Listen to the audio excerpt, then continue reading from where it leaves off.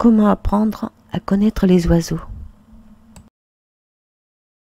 Voici une deuxième vidéo sur l'ornithérapie, d'après le livre que vous voyez en photo de Philippe J. Dubois et Élise Rousseau.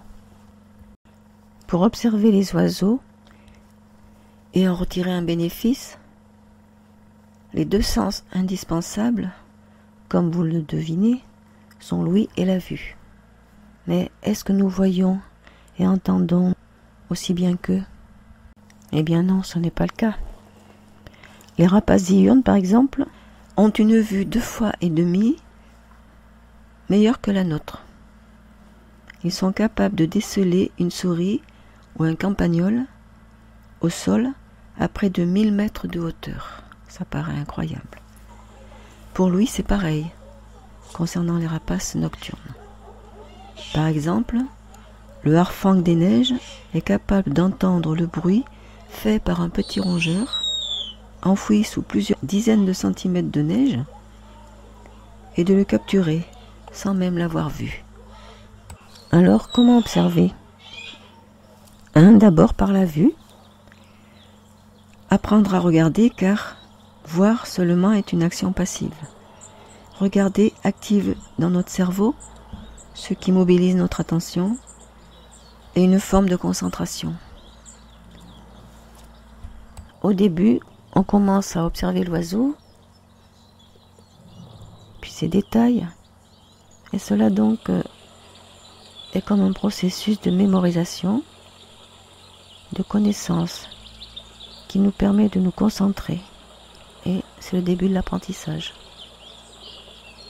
Pour entrer dans l'intimité de l'oiseau, il faut le nommer, c'est-à-dire le reconnaître. L'observation se fait donc ensuite par l'écoute. Les oiseaux adorent se faire entendre. Les chants, les cris, les appels, les trilles, etc. Pour arriver à reconnaître les chants des oiseaux, il faut avoir un peu d'expérience dans la reconnaissance visuelle. Au bout de quelque temps, on pourra en reconnaître de plus en plus, sans les avoir vus. Donc, pour progresser, il ne faut plus seulement entendre, mais écouter. Et se concentrer sur les sons qu'ils émettent. Et bien sûr, il faut avoir une bonne faculté auditive. Les auteurs du livre expliquent comment favoriser l'apprentissage, et ça je vous en parlerai plus tard. Merci de me dire en commentaire si vous allez observer les oiseaux en tant que promeneur, photographe, observateur.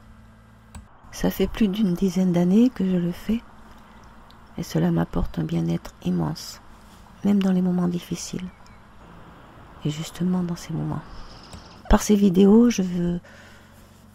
j'espère pouvoir aider quelques personnes par l'intermédiaire des auteurs, dont c'était le but aussi, à aller mieux. Avec des images, pour que ce soit plus concret. Et pour être averti des prochaines vidéos sur ce thème, vous pouvez vous abonner.